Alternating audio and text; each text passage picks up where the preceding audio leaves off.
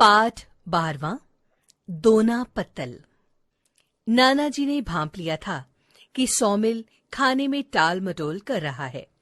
वास्तव में सोमिल को इस तरह से जमीन पर बैठकर सूखे पत्तल पर परोसे गए भोजन को हाथ से खाना अजीब लग रहा था।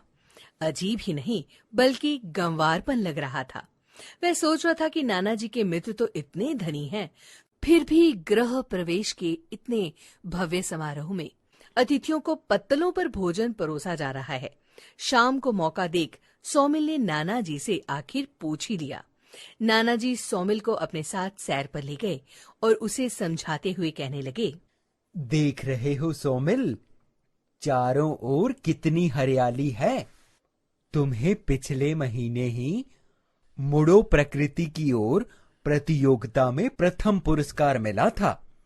प्रकृति और पर्यावरण संरक्षण पर भाषण देना, पोस्टर बनाना, पढ़ना ही पर्याप्त नहीं, अपने दैनिक व्यवहार में इन आदतों को शामिल करना आवश्यक है। दुनिया भर में steel, plastic, thermocol, bone China, melamine की थालियां, कटोरियां और गिलास प्रयोग में लाए जाते हैं। ये सभी न केवल हमारे स्वास्थ्य वरन प्रकृति के लिए भी नुकसानदायक हैं। हमारे प्राचीन ग्रंथों में हजारों प्रकार की वनस्पतियों की पत्तियों से तैयार किए जाने वाले बर्तनों का चिकित्सीय ज्ञान उपलब्ध है।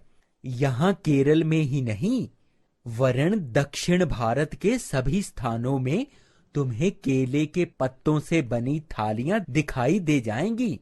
उत्तर भारत के भी कुछ मंदिरों में प्रसाद के लिए सुपारी के पत्तों से बने दोनों और छोटी प्लेटों का इस्तेमाल किया जाता है। वृंदावन में भी दुकानदार दोनों में ही कचौड़ी देता है। सोमिल बीच में ही बोल पड़ा।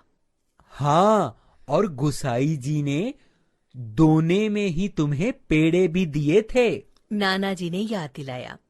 पर नाना जी, ये पत्तल और दोने प्रकृति के मित्र कैसे हुए? सोमिल ने पूछा। सोमिल की जिज्ञासा का उत्तर देते हुए नाना जी ने बताया कि केले व सुपारी के पत्ते पाचन तंत्र को स्वस्थ रखते हैं।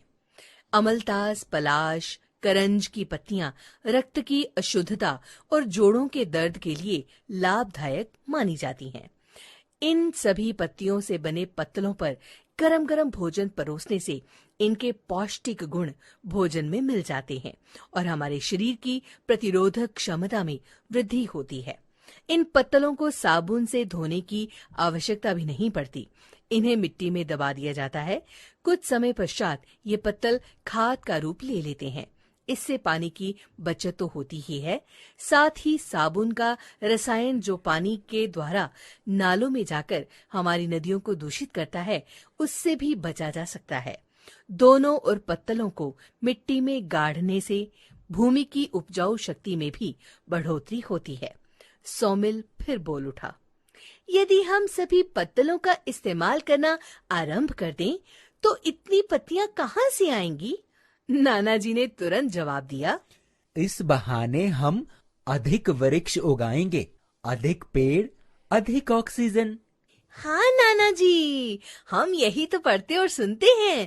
पेड़ लगाओ, प्रदूषण घटाओ, सोमिल बोला। और इससे गांव के गरीब लोगों को रोजगार भी मिलेगा, स्वदेशी वस्तुओं का प्रचार भी होगा, नाना जी ने बताया। सोमिल खुशी से उछल पड़ा। तो फिर ये तेरा नाना जी कि मेरे जन्मदिन पर हम थर्माकोल की प्लेटों के स्थान पर केले के पत्तों से बनी पत्तलें और मिट्टी से बने कुल्हड़ों का ही प्रयोग करेंगे। सुपारी के पेड़ के नीचे खड़े नाना जी और सोमिल ये कहते हुए एक दूसरे से हाथ मिला लिया।